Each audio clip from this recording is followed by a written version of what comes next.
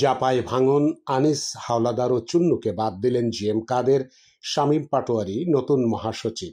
সাবেক সংসদ সদস্য শামীম হায়দার পাটোয়ারিকে দলের মহাসচিব নিয়োগ দিয়েছেন জাতীয় পার্টি জাপার চেয়ারম্যান জিএম কাদের। জাপার সম্মেলন ঘিরে দলের নেতাদের দুটি পক্ষের চলা উত্তেজনার মধ্যে এই সিদ্ধান্ত দলকে ভাঙনের দিকে ঠেলে দিল। 7ই জুলাই সোমবার জাপার পক্ষ থেকে এক বার্তায় চেয়ারম্যানের প্রেস সচিব খন্দকার দেলোয়ার জালালি এ সিদ্ধান্ত জানিয়েছেন। শামীম হায়দার পাটোয়ারিকে দলের মহাসচিব করার পর দলের জ্যেষ্ঠ 3 নেতা আনিসুল ইসলাম মাহমুদ, এবিএম রুহুল আমিন হাওলাদার ও মুজিবুল হক চুন্নুকে দলীয় সব পদ পদবি থেকে অব্যাহতি দিয়েছেন জাতীয় পার্টি জাপার চেয়ারম্যান জিএম কাদের। গত মাসে দলের সম্মেলনের ঘোষণাকে ঘিরে জাতীয় পার্টি নেতৃত্ব নিয়ে দলটির জ্যেষ্ঠ নেতাদের দুটি অংশের মধ্যে এক ধরনের উত্তেজনা চলছে। বিষয়টি অনেকটা প্রকাশ্যে চলে আসে। সেই উত্তেজনার মধ্যেই জিএম কাদের দলের মহাসচিব পদে শামীম হায়দার পাটোয়ারিকে নিয়োগ দিলেন। এতদিন জাতীয় পার্টির মহাসচিব হিসেবে দায়িত্ব পালন করছিলেন আরেক সাবেক সংসদ সদস্য মুজিবুল হক চুন্নু। 2021 সালের 2রা অক্টোবর দলটির মহাসচিব জিয়াউদ্দিন আহমেদ বাবলু মারা যান। এরপর 9ই অক্টোবর সেই পদে মুজিবুল হককে নিয়োগ দিয়েছিলেন জিএম কাদের।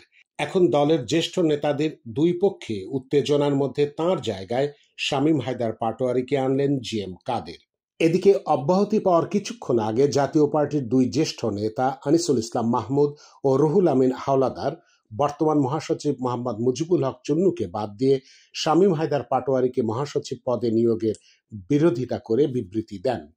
বিবৃতিতে তারা এই নিয়োগকে চরম অগণতান্ত্রিক, অসাংবিধানিক এবং গঠনতন্ত্রের সরাসরি লঙ্ঘন বলে অভিযোগ করেন।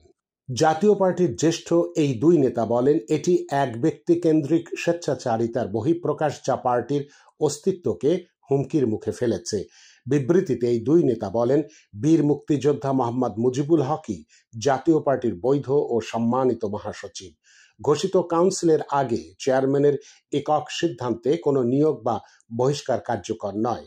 মুজিবুল হককে কোনো কারণ ছাড়াই অব্যাহতি দিয়ে শামীম হায়দার পাটোয়ারিকে একক সিদ্ধান্তে মহাসচিব নিয়োগ চরম অগণতান্ত্রিক, অসাংবিধানিক এবং গঠনতন্ত্রের সরাসরি লঙ্ঘন।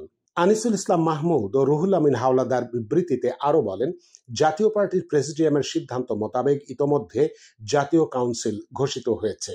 এই পরিস্থিতিতে গঠনতন্ত্র অনুযায়ী কোনো প্রকার নিয়োগ, অব্যাহতি বা বহিষ্কার সম্পূর্ণ বেআইনি ও অবৈধ। এই ধরনের সিদ্ধান্ত দলের গণতান্ত্রিক কাঠামোকে ভেঙে ফেলছে। আমরা বিস্মিত যে দায়িত্বশীল প্রেসিডিয়াম সদস্যদের নিয়মিত চাঁদা প্রদান সত্ত্বেও মিথ্যে অভিযোগের ভিত্তিতে যেভাবে অব্যাহতির চিঠি প্রদান করা হয়েছে তা শুধু রাজনৈতিক প্রতিহিংসা নয়, বরং নীতিহীন ও সম্মানহানিকর আচরণ। বিবৃতিতে জাতীয় পার্টির দুই নেতা আরও বলেন, জাতীয় পার্টিকে ব্যক্তি নয়, গঠনতন্ত্র ও আদর্শে পরিচালিত হতে হবে। দলে গণতন্ত্র, শৃঙ্খলা ও সম্মিলিত নেতৃত্ব ফিরিয়ে আনাই এখন সময়ের দাবি। বিবৃতিতে তারা জাতীয় পার্টির ত্যাগী, আদর্শবান নেতাকর্মীদের প্রতি অন্যায় ও একনায়তান্ত্রিক আচরণের বিরুদ্ধে ঐক্যবদ্ধ হওয়ার জন্য আহ্বান জানান।